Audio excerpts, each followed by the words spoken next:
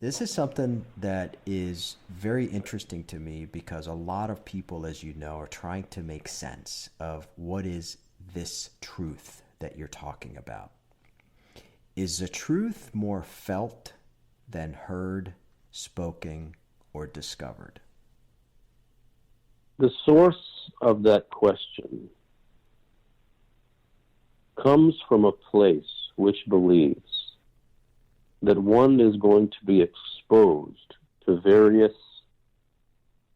answers and situations and voices and ideas, and they need to know which one of those answers or ideas or voices are the truth and which ones are not.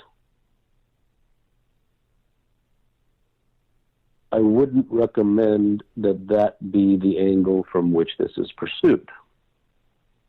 That's why I asked. I would say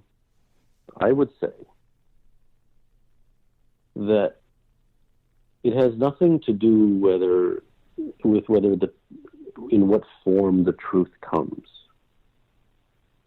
It's actually the reverse. It has everything to do with the presence or the absence of one's genuine desire to seek it. And I must immediately interject and say that I in no shape or fashion am recommending that someone try to seek it. But why wouldn't you? Why wouldn't No, you? no, no, no, no, no. Why wouldn't anyone stop smoking? Why would anyone ever drink? Why would anyone ever do anything that is harmful? You know, that those things are based upon logic. Human beings are not logical creatures.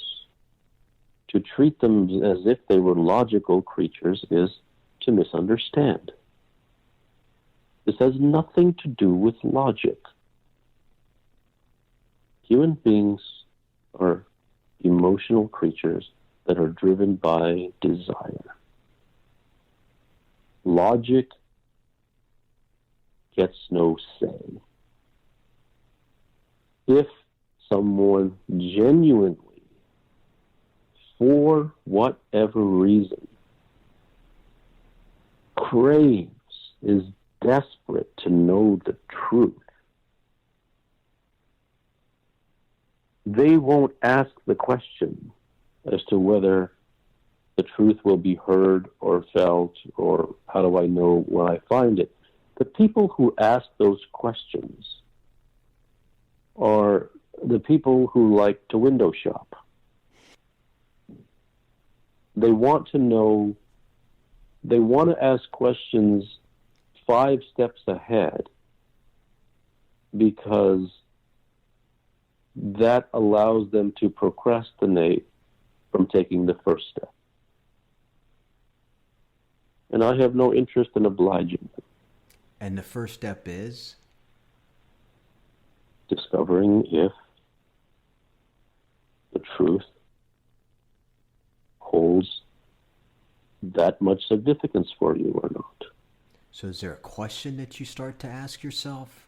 Again, I'm assuming that people who are listening to us right now are going to take 8 or 9 or 10 minutes of their time to ponder anything that we're saying, are serious enough to say, okay, I'm ready to take the first step. Give me a path. If they were ready to take the first step, they would have been ready before the podcast began. And if anything happened in the podcast, or if anything was said, that would have been all the reason they needed to jump forward. Human beings do not seek information. They fundamentally seek permission. So you got me speechless. They all say it again. Human beings do not seek information. They seek permission. So we got permission from you, right? You inspired us. You It said, isn't. you said we seek know, inspiration more than information, right? well, yeah, We're inspired. You know, yes, yes. What I'll say is nothing really to do with me. I will only say that if it is me, that is only because they live in a world in which no one is saying such things. They live in a world that has become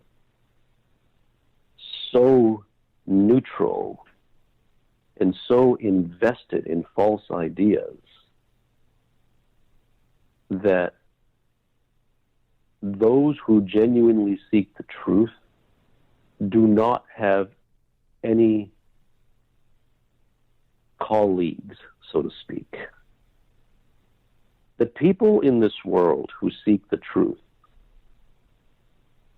are the people who feel like they have no one to talk to. This is a very significant and very consistent thread amongst genuine seekers of truth. They can't talk about these things with anybody in their life. If they met 50 million people, they might find one who was also a genuine seeker of truth. So when they hear someone speak words that are uncompromising and that are absolutely honed towards the truth, they are given the permission that they have always sought.